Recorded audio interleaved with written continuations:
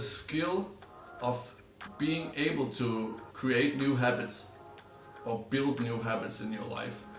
There's a couple of important people who has worked a lot with that, and firstly I would mention Darren Hardy. He is the best-selling author of the book called The Compound Effect from 2010, and he's also a former publisher on Success Magazine, which is a magazine that talks only about studying successful people and principles that they apply. Another guy I'm gonna talk about is James Clear, who is the author of Atomic Habits from 2018, and he's a really interesting guy to study as well. But let's first go through the who, why and how of Darren Hardy and his book The Compound Effect, and the whole idea about what the compound effect is. So the idea is that basically your whole life and each area of your life is the result of your small habits in each area that just compounds over time, or builds up and accumulates into this result that you have today. A really good example and easy to understand is your physical shape, like your body. Your fitness level is a direct result of your habits of eating and training and how much you just sit and do nothing, basically. It makes a lot of sense, right? So all your small habits of what you do every day, it adds up over time, and then you have this result of your current fitness level. The same thing applies for everything else in your life. It could be your bank account. It's the same thing, you know. Over time you have some spending habits, and you have some habits of making money, how much you make, and how you save as well, of course. So those habits, they add up over time, and then you're left with what you have today, right? So that's another example. So that's why he says that habits is the most important thing that shapes our life in each area. So if you want to become more successful, you have to work on your daily habits, and that's pretty simple, like going through the day. What do you do first thing in the morning? What do you do after your breakfast? And so on. So now the next question, of course, is how do you build new habits? And we're gonna go, I'm definitely gonna make a full video just on this topic, because there are many good techniques, but we're gonna go through just 4 techniques, and they are called habit stacking, habit synchronization, and environment design, and starting small. And what do these 4 mean?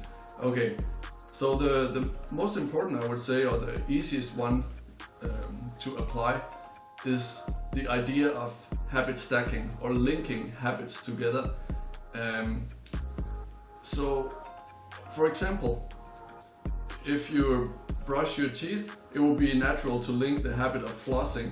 If you want to learn how to floss your teeth, you would link that together. So every time you brush your teeth, you grab the floss right after. And that brings us to the next one, environment design.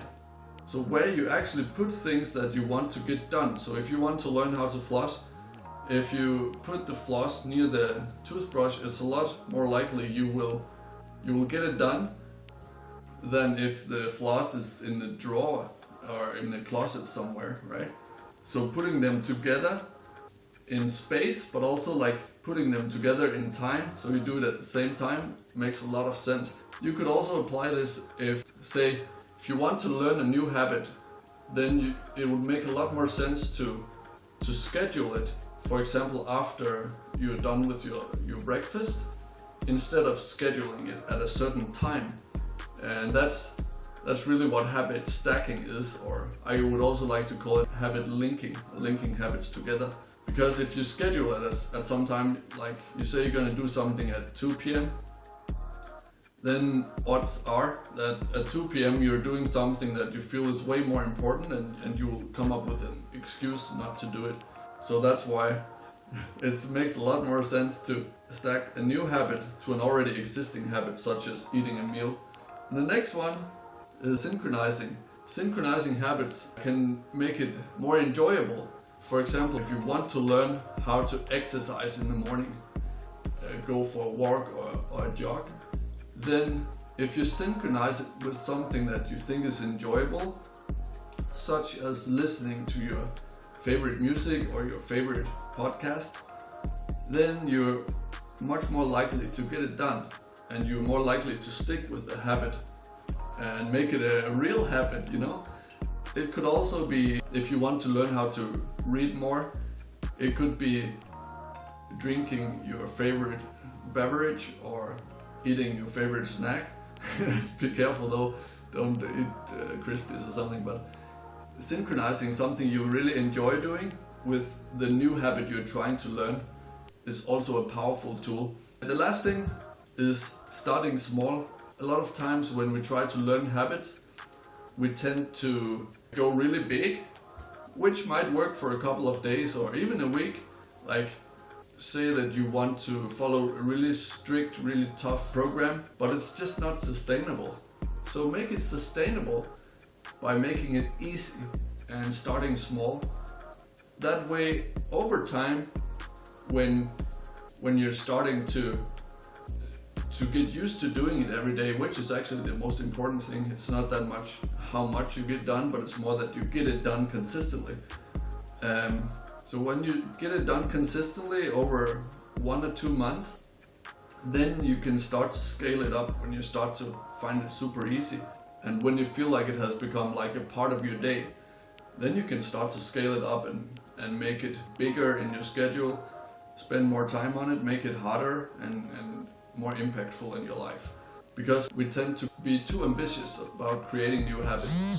And as James Clear, he says, that we tend to not rise to the level of our goals, but fall to the level of our systems.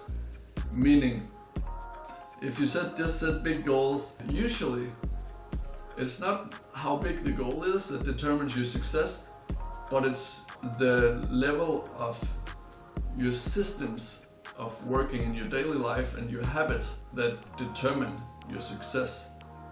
Okay? Very important. So you could also say, as I say in my notes, so if you can automate your habits for success, then you're actually automating success.